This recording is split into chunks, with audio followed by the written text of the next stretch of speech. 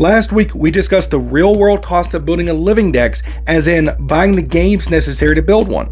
Today, I want to discuss something of a similar vein, but much more interesting.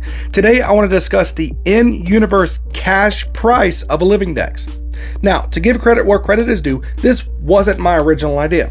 This comment was made on this video by Andrew1635 asking basically that. So that's what we're here to discuss today. How much cash would it actually cost to build a living dex in universe? Now, there are a number of different ways we can tackle this question, but step one is converting Pokedollars to USD or the US dollar.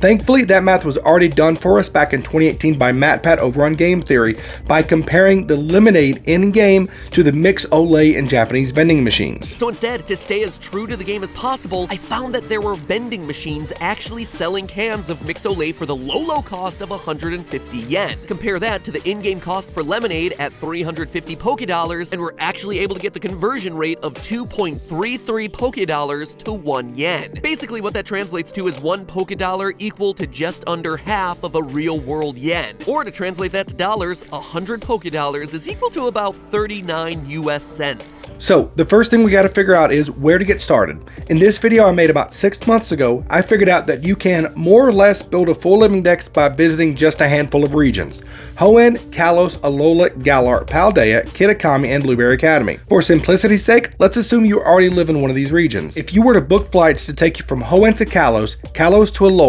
Alola to Galar, then Galar to Paldea, that would cost you roughly $1,621 or 415,641 Pokedollars. Let's break that down. That's $438 to fly from Kyushu, Japan to Paris, France, another $659 to fly from Paris to Honolulu, $463 to fly from Honolulu to London, and just $61 from Birmingham in the UK to Spain, the real world region of Paldea.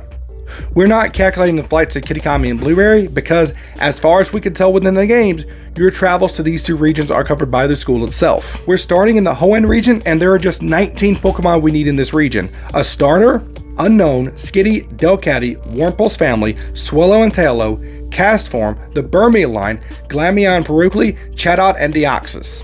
Castform and our starter are gifts, so they won't cost us anything. Then we get a free Master Ball to use on Deoxys. Fun fact, did you know that Pokemon on Route 101 in Hoenn are guaranteed catches? So you can go ahead and grab 5 Pokeballs for 1,000 Pokedollars and catch the Wurmples you need while you're there. Using this formula, we can figure out almost exactly how many balls it would take to catch any Pokemon. Taillow and Skitty are found early enough that we should be able to catch 4 of them with just 5 Pokeballs, and luckily we can find a Moonstone to evolve Skitty in a number of locations around Hoenn. Chatot and Burmia are also found at low enough levels that 4 Pokeballs should catch them as well. We can find Unknown on Mirage Island, and given that it has such a high catch rate, we should be able to catch it with just 2 Pokeballs.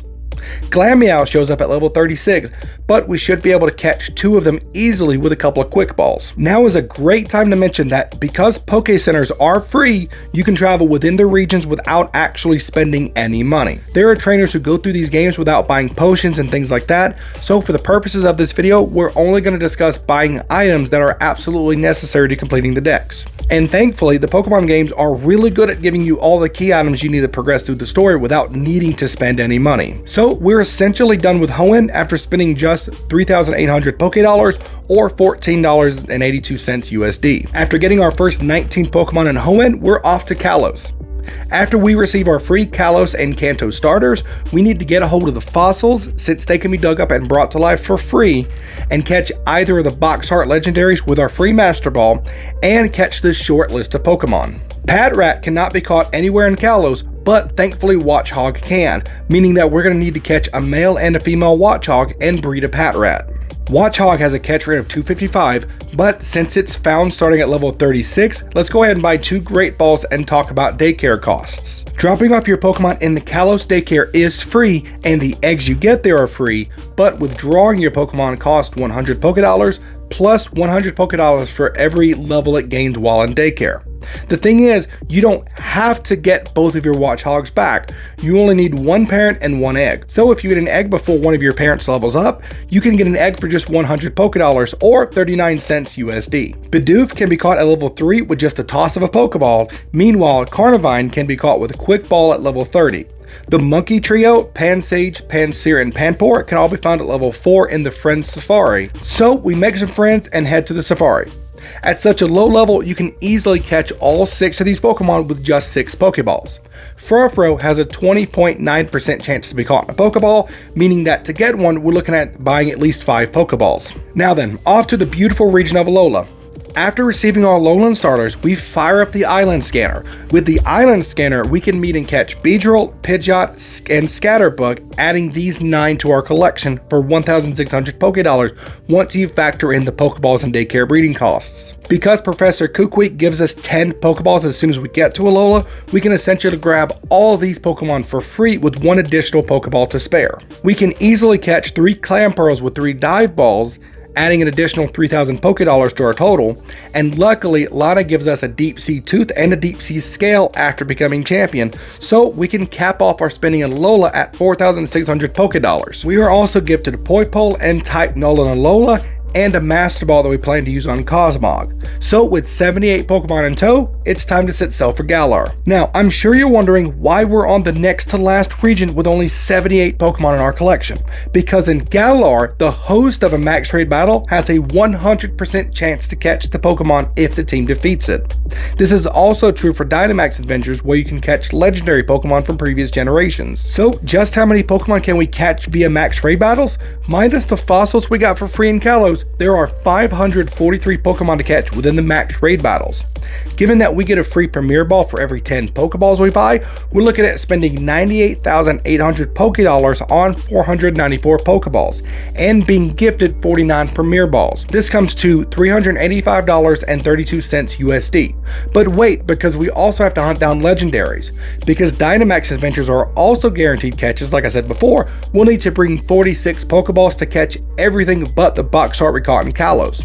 With our 4 free Premier Balls, that's another 8,400 Pokédollars or $32.76. Now, with all of that, you might be thinking we're done with Galar, but we still have a few more to get. We are gifted another Type Null we can evolve in Galar, and a Kubfu in the Olive Armor, and a Cosmog in the Crown Tundra.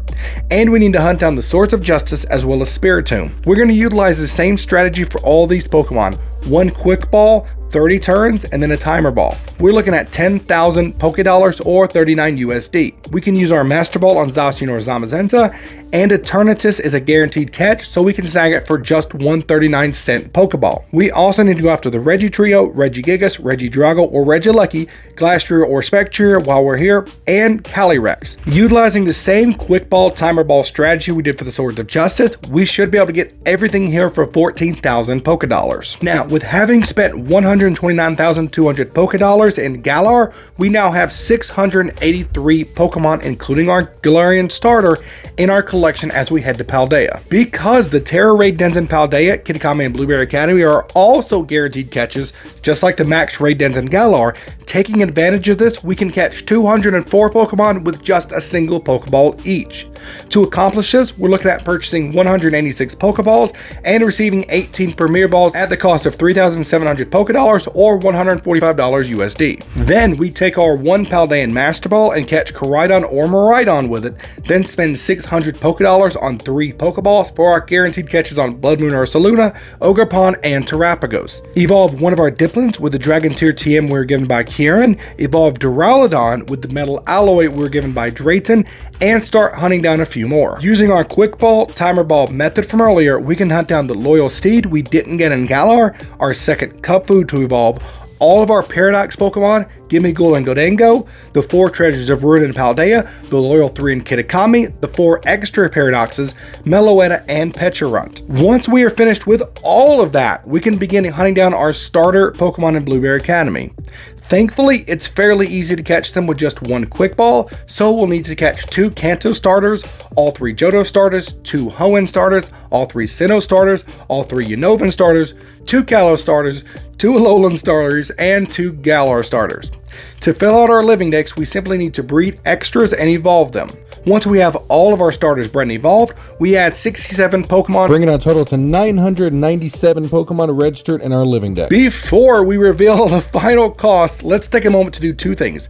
First, I want to credit Joe Merrick and his website Cerebi.net, which gave me the list of Pokemon that were available in the Max Raid Dens in Sword and Shield, as well as the Terra Raid Dens in Scarlet and Violet. Without Joe's constant efforts in keeping up Cerebi, this video simply would not have been possible. I also want to thank our big patrons for this month and last month, Flame Maverick and Thor. We went through a very rough patch last month and the support from our community was huge in getting us back on track. Now let's talk about a few Pokemon that are still missing from our living decks. Pokemon like Mew, Celebi, Jirachi, Victini, Genesect, Diancie, Hoopa, Volcanion, Zarude, and Magearna we never really have been given the chance to catch outside of distributions and glitches.